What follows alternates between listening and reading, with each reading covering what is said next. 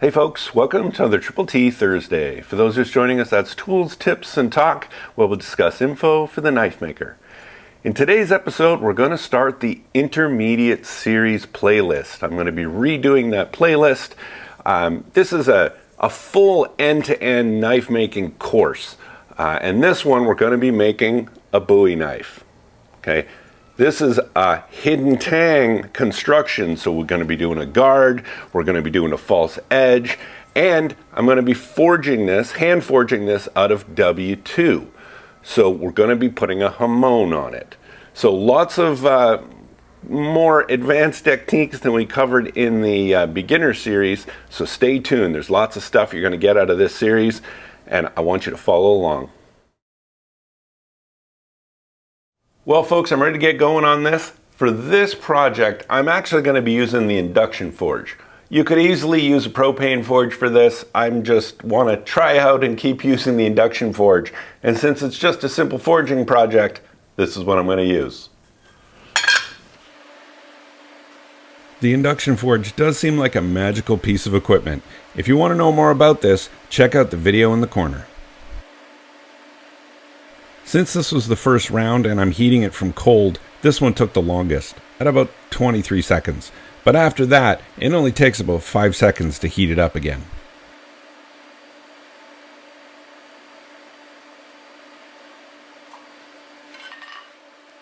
I'm starting out by knocking in this one corner. I'm going to make a long flat spot on one side. That's actually going to become my false edge, and you'll see what I do later.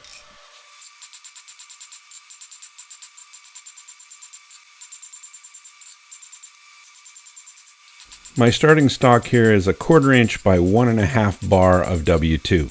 So I've got a lot of thinning to do here.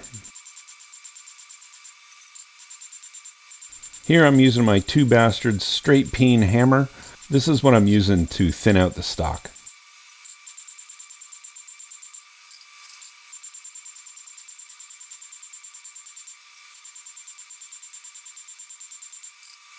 This is the first time I've used the induction forge to forge a knife. I gotta tell you, it tired me out. I'm used to the break while your workpiece is heating up in the forge. And with the short heat up time, you're right back to hammering right away.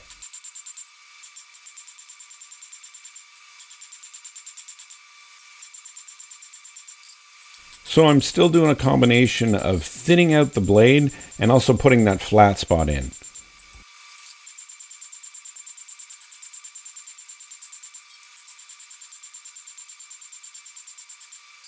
I'm going to take this opportunity and tell you a little more about this series. I'm going to assume you have some more advanced tools like a 2x72 grinder, maybe a surface grinding attachment, or some other things. We're still going to stay away from the press and the mill and the more expensive tools.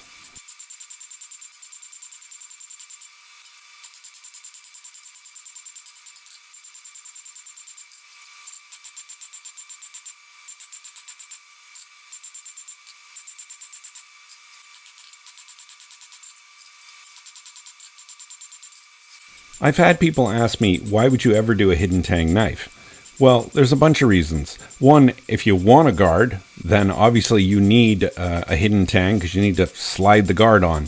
There's other slotted guards, but frankly, I don't think they look very good and it's not a very good technique. The other reason is it saves you a lot of material. There's been many times where I have a nice Damascus bar that is just not big enough, but I want a big knife. Then I'll make it into a hidden tang knife.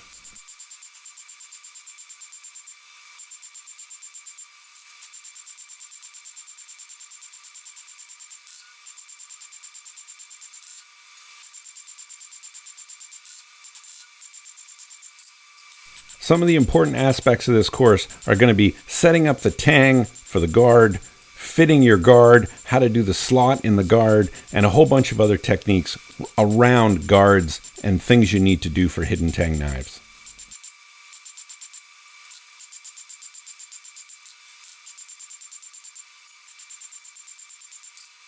I've got the blade thinned out. I've got what will become my false edge pretty straight and even. Now I'm going to start to preform the knife. I'm going to bend that front of it down. okay, and curve it down, because as I put in the bevels, because you're going to be beveling one side, that's going to curve the knife back up. And that's actually what it's going to give the false edge, that swoop to it.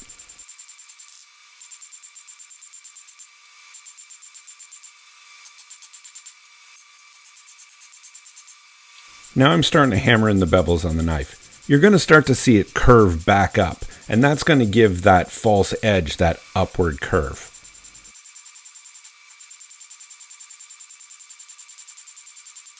And for this operation, I'm using the round part of a rounding hammer because I want to move the metal in all directions, because I want to spread it out along the bevel.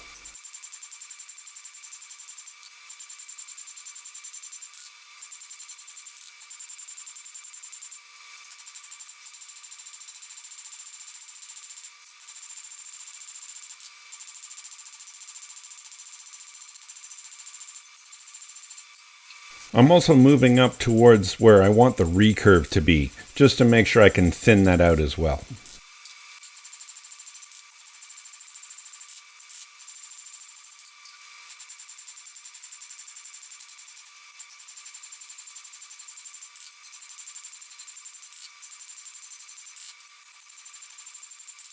If you need to get some W2 steel or anything else for your knife builds, check out Maritime Knife Supply. They have quick and easy shipping, and they've got everything you need. Go check them out.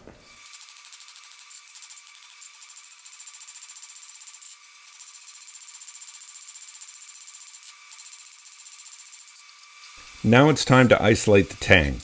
I really wish I had a guillotine tool for this. I just never pulled the trigger on one, but I really should. It would make this much easier than using the side of the anvil.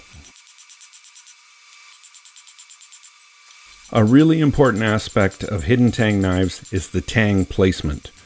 If we look at this picture, this is what we're aiming for. The tang on a bowie is pretty much centered in the ricasso. And you'll notice the ricasso's a little bit smaller than the blade. It drops from the blade. As opposed to a chef knife, where the tang is much closer to the top of the spine.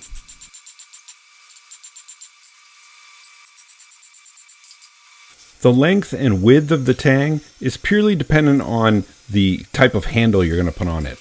Try to put a tang that's as big as you can get it and still leave enough material to put your handle on. I'm shooting for about a 4-inch tang with its widest point at about 3/4 of an inch.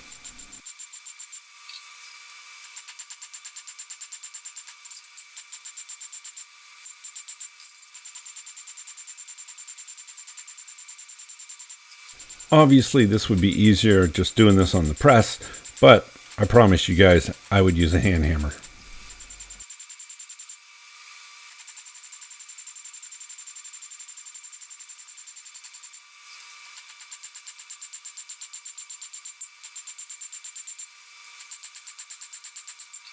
Now I'm changing the angle slightly of the tang. On my bowie knives, I like the handle to be tilted a little bit away from the knife, tilted down. I just think it looks nicer, it's nicer to hold, but normally these would be relatively straight with the knife.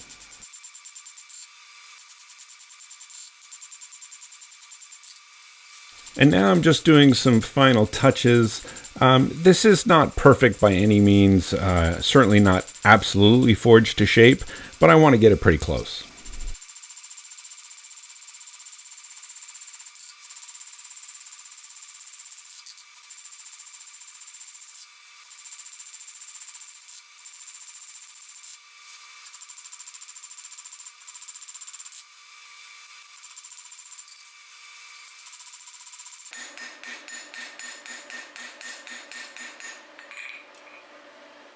So here's the blade after forging.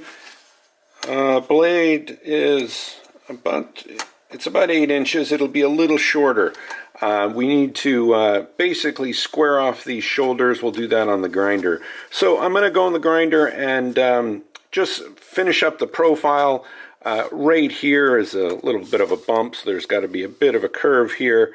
And then we'll put the little shark fin right there and just clean up the profile a little bit.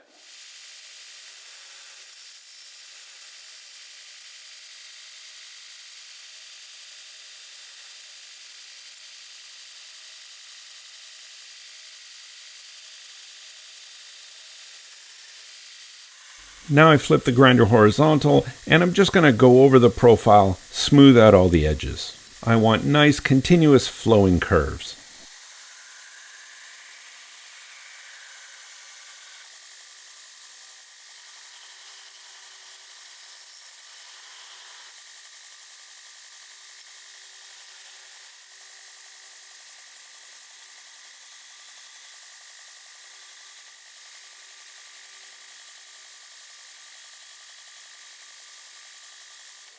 So here's our knife after profiling. Looks pretty good. It's still pretty thick, especially back here, but that's fine. We'll take care of that when we surface grind it. It's definitely, it's still got some meat even at the edge here, but we'll take care of that with grinding. You'll notice that I did tilt the tang down quite a bit. I did want and you'll see when we do the handle, I like the handle to come down quite a bit. But that's all for this episode. Next episode, we will be doing surface grinding. We'll do our false edge and a couple other aspects, maybe the initial bevel grinds. Thanks, folks. We'll see you on the next one.